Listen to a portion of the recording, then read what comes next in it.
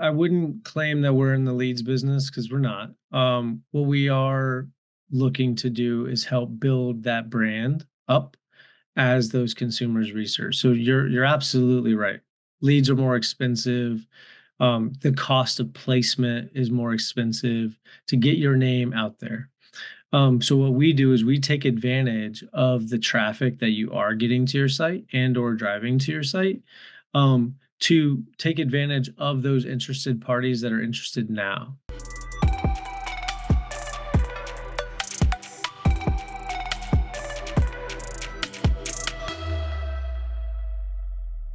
Hello. Will, good to meet you finally. This podcast is long overdue. I'm here with Will McGinnis from Throttle AI. Will, like me, there's probably people listening today that don't know a lot about Throttle AI. So why don't we start with you kind of giving me the background, as I have three boys, 13, 11, and 9. I don't think the 9-year-old can grasp AI, but why don't you try to explain it to my 13-year-old? What is Throttle AI? Yeah, thanks again for having me, JP, and thanks to D2D experts. Great show back in January. So Full Throttle AI is a marketing tech platform. So I'll kind of answer that as quickly and succinctly as I can while touching on the AI component of it. But simply speaking, what we do is we identify traffic coming to the website. All of your contractors' websites, they're spending money driving traffic there. What we do is we identify that traffic uniquely. And what I mean by that is we are not utilizing some of the breakable things in today's digital marketing landscape, like cookies or third-party cookies, IP addresses, mobile ad IDs. What we're doing is using a patented tech in how we resolve that data. And then we market to them. We have turnkey marketing that is activated to help put that brand back in front of those consumers as they make those decisions to, replace their roof, replace their solar. Maybe they're looking for pest control, that sort of thing. And so the AI component comes into play because not only are we collecting and identifying all that traffic, but we also start to measure their propensity to act, right? Industry-wide and across all industries, about 97% of website traffic comes to your site and does not convert. It doesn't matter whether you're selling roofs, whether you're selling cars, whether you're selling widgets. And yeah, there's some that are better, but most of the time when you average it out, 3 to 5% don't, or 3 to 5% are the only ones that submit a form. And that's because they're not ready to give you their information. And we're here to help identify those folks and put your brand in front of them while they go through that decision-making journey. Okay. So, speaking from somebody who's been in this industry a long time, before the use of the internet for selling, and obviously existing in a door-to-door world, which is, probably one of the oldest, if not the oldest sales method there is. There's something that when somebody goes to my website, how do you track it? I can't think of the word that, it's not a cookie, but you track all the history that comes to the site. Their activity. And so how is you have proprietary software that's different than other people who are tracking the same traffic, or is it just how you it's the same software, but you just have a better way of marketing to it?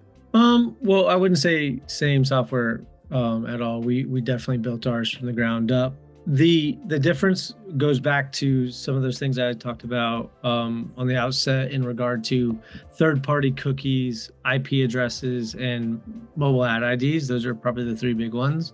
So there are folks out there that do what we call identity resolution, and they're utilizing cookies on your site. You go to a website all the time. Most websites you go to say accept cookies to continue or what have you. So cookies are still a thing that are being used, especially first-party cookies, and there's a difference there. But third-party cookies are being deprecated.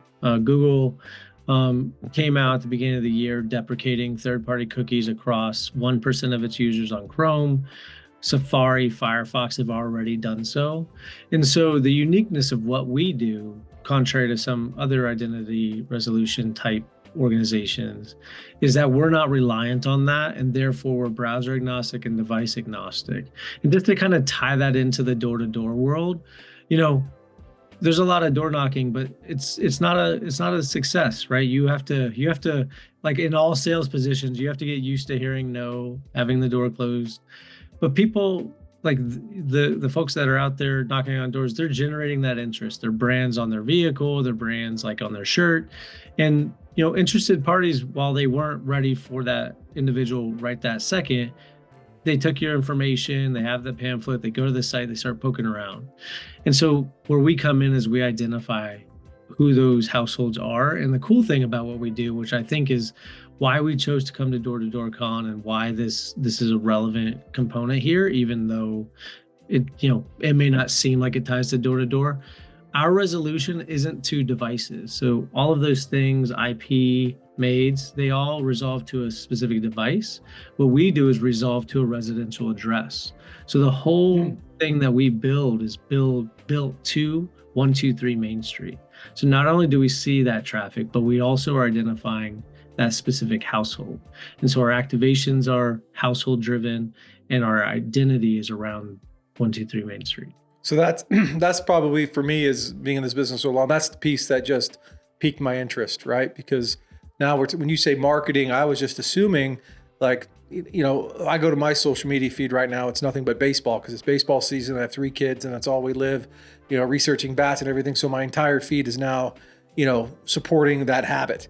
But you're now talking, you'd be able to target. I went to the website, I looked at that product, and you have my physical address. So marketing could be now, whether it's postcards in the mail or uploaded into a knocking software, you can get a little bit more granular with that. Is that how I'm understanding it? Yeah. So our turnkey activations are display, social, video, all digital components. But the other piece we have is direct mail, in which we aptly name Smart Mail. And the reason we name it Smart Mail is all of that, tracking of what they're doing and how they got to the site and what they're doing on the site. We're also measuring their propensity to act, right? And so we send out that direct mail piece as earned mail. So it's 1-to-1. You're not just dumping your mail in this zip code or in this neighborhood. Right. We're literally hitting those households as they kind of pass that threshold of like very interested. And now they walk out to their mailbox and they have your brand in front of them. So it's instead of me opening my phone going, oh yeah, they must have heard me talking about, widgets, because my phone's now showing me widgets. It's they open their mailbox and they go, wait, how do they know to mail me this? And this is all from the web traffic. Right. And in fact, it's both, right? So we do some light touching digitally and socially as well. But also we put their brand in the mailbox as well. Light touching is probably, better for digital than socially. Sorry, when you said light touching social, I was like, well, I get what you mean, but okay. So this is we found my point was we found that volume isn't the key to success. We have a nice formula that is nudging that consumer with your brand without overwhelming them with your brand. So we get a lot of customers that come to us in the roofing space, specifically right now because cost of leads, social media leads have gone up significantly. And so they're going back towards door to door, or in some cases, they've never knocked doors before. They've only used, social media. And with I would imagine, 5 years ago, if I researched roofing, for example, and wanted a new roof, there wouldn't be many sponsored Google ads or anything. And now you go on there in any market and you search for roofing and there's like 40 of them, right? And so now homeowners are getting, bid by so many people and there's so many different eyes that they're clicking on a bunch of different roofing companies. So how does Full Throttle AI kind of either lower the acquisition cost of a customer or help stabilize it? Because I know for many people probably watching this podcast who are interested in more leads for their direct to home business, they're thinking, what is going to be the cost and how does it not elevate? Yeah, sure. So, while I wouldn't claim that we're in the leads business because we're not, what we are looking to do is help build that brand up as those consumers research. So you're absolutely right. Leads are more expensive. The cost of placement is more expensive to get your name out there. So what we do is we take advantage of the traffic that you are getting to your site and or driving to your site, to take advantage of those interested parties that are interested now, right? So, oftentimes people land on websites because they're curious, they're interested, they've seen your brand, they know your brand, their neighbor got a roof from you, whatever the case may be. And what they're looking for is answers. So there are critical components just organically that you need to take care of.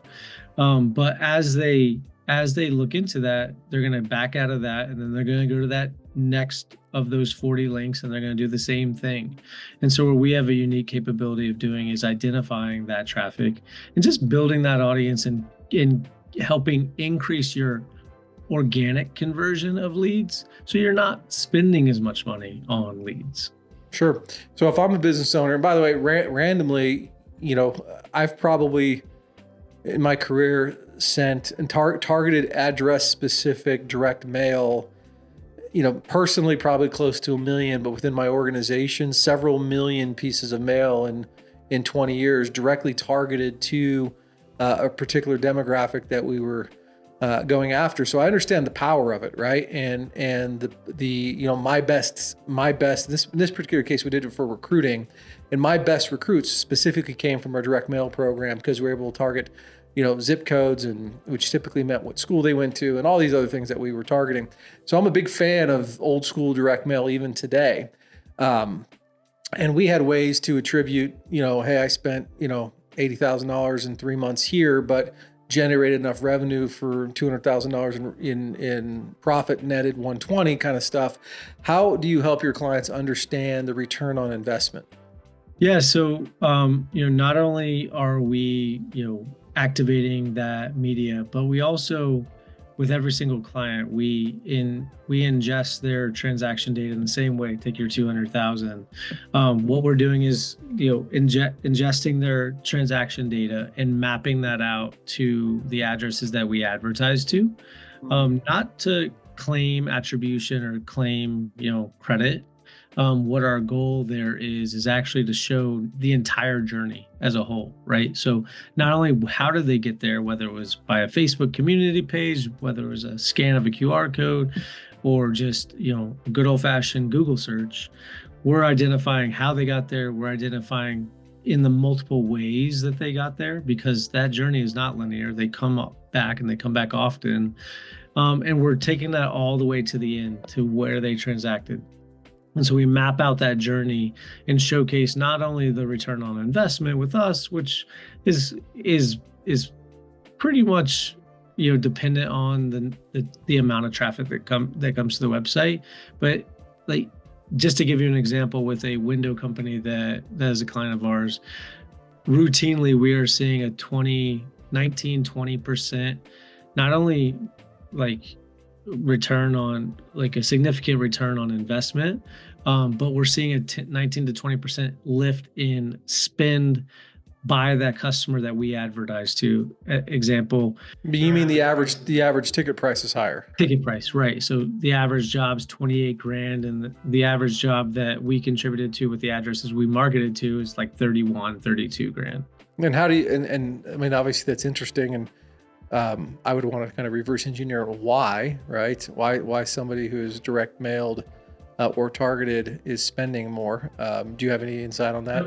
Yeah, their journey is a lot longer, right? So, what we're seeing is that, where you think that success rate of a journey is like from the time of that lead to the demo set to the job complete, the reality is in all likelihood, especially in some spaces that we're seeing, that journey of research started 3-4 months prior. So there's a lot of hemming and hawing about, am I going to do this? Do I want to do this? Is now the time? Blah, blah, blah. So we're spending time nudging those households with that brand while they make that decision. And ultimately they end up picking, the higher end, products and, the add-ons, et cetera. So I'm going to give you a data point of one, which is me.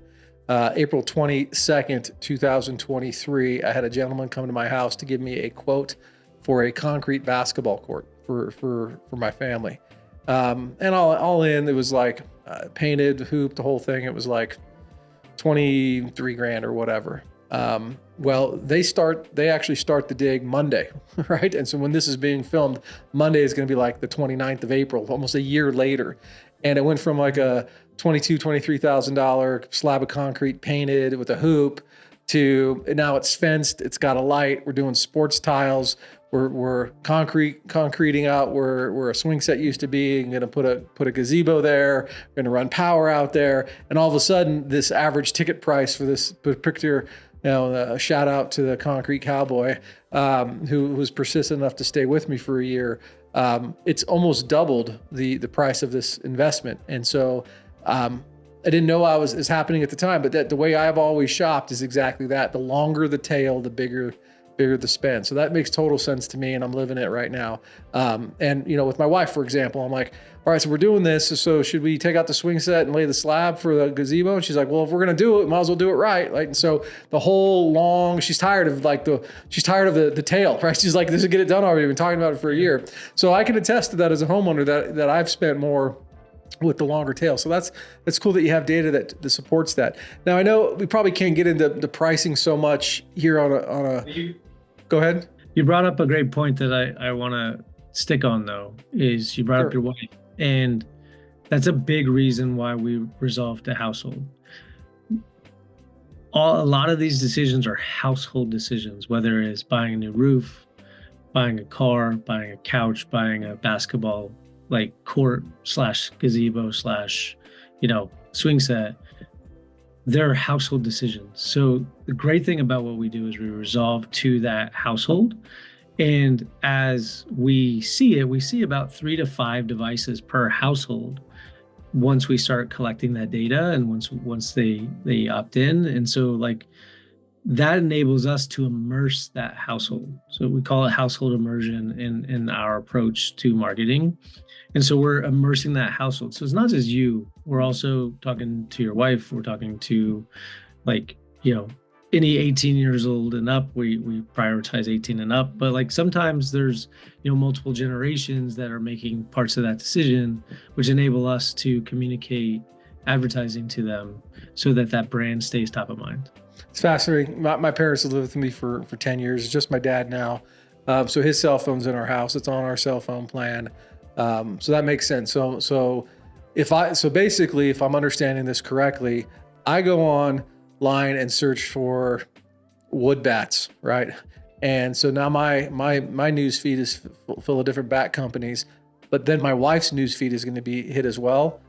My dad's news feed is going to hit as well. And then I want to get something in the mail. Is that kind of how it works? There's some nuance there. There's some nuance there because we are privacy compliant, so we want them to opt in. But oftentimes what we see is 3 to 5 devices opt in. And so we have an opt-in. It's a script. I don't want to get too technical, but sure. As a component, just like accepting cookies, that we...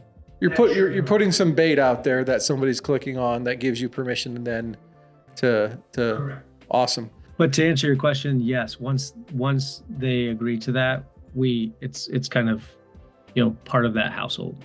So obviously you're in business because you have a product that has a supply and demand, has a price that people are willing to pay, and I don't think on a podcast we can go too deep into the pricing models. I don't think it'd be fair for the listeners to make a decision or fair for you to just lose the audience. But in the industries, what industries are you trying to tap into? Is it roofing? Is it solar? Is it pest control? Windows, siding? Like where are you seeing the most success right now? Like if, for example, I'll just give you an example.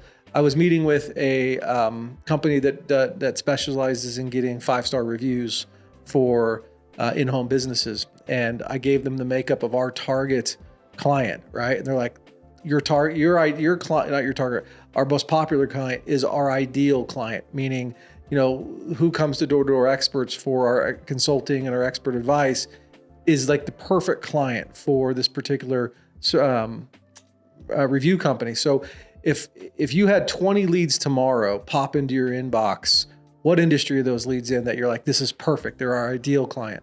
So I'm the director of sales here at Full Throttle. So I have the privilege of being in multiple industries. I have a team of 8.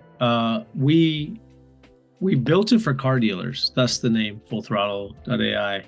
And so home services has quickly over the last 2 years since I came on to help build out that team become our number 2. So I would say, to answer your questions, is nicely home services or automotive. So anything in any home service, there's really no. Is there a particular ticket size? You're talking about $28,000 roofing or window pieces. Is there a price where you kind of are? Because usually the lower the price, the higher the volume. But is there? How do you? Somebody who's listening, how do they know they should call you? Yeah, like your bats, right? Like, so retail, e-com. The challenge there, to your point, becomes volume. So speed to market, speed to like decision making. Sometimes a lot of that is impulse buy. So it's like just like any marketing, like when is my message hitting and when are they transacting? So like I would say high consideration areas like home services. So when I say home services, it's all encompassing, but we have HVAC, we have roofing, we have windows, we have doors, we have bath remodels, house remodels, we have fencing, like you name it in the house spectrum, they're probably a client in some capacity. We have a client in that space. And then outside of that, senior living, higher education, finance, affiliate marketing. We have a lot of play in the performance marketing field, and car dealers. Awesome. Hey, well, this has been obviously educational to me, and I'm glad we got this done today. What's the best way for people to get a hold of you? They get to this part of the podcast and they go, all right, he's got my interest. What do they do? Yeah, you can go to fullthrottle.ai to ask for more information, or you can look me up directly. I'm sure you'll link me in your post, but can you just say your email here, and I'll make sure we get it edited onto the podcast? Yeah, well, I don't know if I want my whole email put out there. That's fine. How about info at or something? Oh yeah, no, it's fine. Will.McGinnis, McGinnis at fullthrottle.ai. Awesome. So I know I'm intrigued, and I do a lot of consulting with different vendors or customers that come into door-to-door experts, some in the window space. And I know the amount of money that they spent on marketing and always looking for an edge. And this sounds like an edge that some people are going to want to take advantage of. So, hey, thanks for taking the time and coming on today. It was great to know you and learn more about Full Throttle. Yeah, thanks, JP. And I'll leave you with this one piece. We prioritize understanding what we're working with a client. We want to make sure that they understand what they're getting. And so pretty much 95% of our clients, unless they just don't want to, we do what we call a data analysis or data trial with them, to where we give them the script and we give them access to the platform for about a month, so that we understand what we're working with audience wise, so that not only can we price it out accordingly for them, but they can make their decision on those tactics that they want to deploy. And I'm gonna keep us going because I got more questions after that. Is there a business that's too small, right? Like, how much traffic does somebody need to a website to make sense to reach out to you? I want to see at least 3,000 to 4,000 unique sessions. So when you go into Google Analytics, I want to see 3,000 to 4,000 unique sessions. Usually we can glean from that 35% down to households, considering we see 3 to 5 devices per household. So that'll be like a little less than 1,000 households, or about 1,000 households. That is that makes it make sense for both parties. It's not that expensive to do marketing there, and there's enough audience there to get something out of it, right? Like, I have plenty of companies that are right there in that spectrum. And a solar company that a couple of our case studies is on, we get like 1,500 houses from them, and 10 to 15 jobs attributed to us. That equates to 100, 200 grand for them. Right. Awesome. Well, again, thanks for coming on, and I hope this gets Full Throttle out there in the door-to-door space. Yeah, thanks, JP.